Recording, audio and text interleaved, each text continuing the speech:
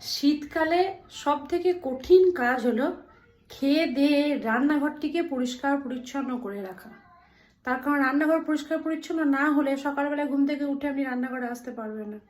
আর শীত তো দোরগোড়ায় চলেই এসছে, যে যা সে তার মতো চুপচাপ লেপ থেকে বেরুলো, চুপ করে এলো, খাবারটি মুখের গোড়ায় খেয়ে নিল, আর যে যার মতো নিজে নিজে লেপের তলায় ঢুকে গেল।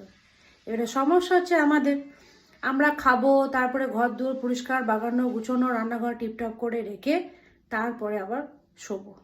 আর যারা যারা সব থেকে বেশি আনন্দে আছে এই শীতকালে, তাদেরকে একবার দেখাই, চলুন। এই দেখুন, পৃথিবীর সব থেকে সুখী মানুষ, লেপ বেরিয়ে গেছে ঠাকুমায়েরা নাতনির, কি সুন্দর দুজনাতে হাতে দুটি ফোন নিয়ে লেপের তলায় ঢুকে সুসুর করে ফোন দেখছে আর শুয়ে আছে।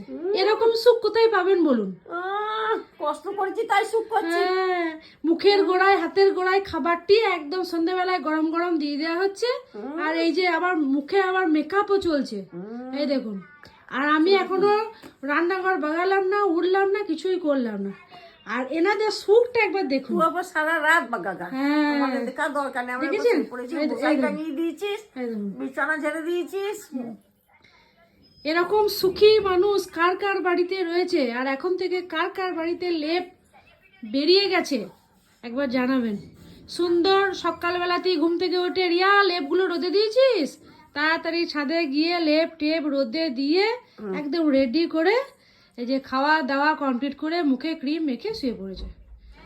তোর যখন বিয়ে দিয়েছিলাম বলেই রেখেছিলাম হ্যাঁ, তোর বাবাকে। হ্যাঁ, তা তো বটেই। হ্যাঁ, যে এরকম করতে হবে তোমার মেয়েকে, তাহলে রাখো, তাহলে দাও বিয়ে আমাদের ঘরে, তাহলে দিতে হবে। হ্যাঁ, আমরা খেয়ে শুয়ে পড়বো, আর তোমার মেয়ে কিন্তু সারা রাত ধরে বাগাবে গুছাবে, তাও চারপাড়ে করবে। নাই হ্যাঁ, পাটে।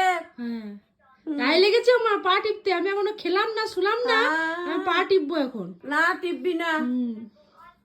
এরপরে আবার বলছে পা টিপতে। বন্ধুরা, আপনারাই বলুন কি কদ্দূর করা যায়।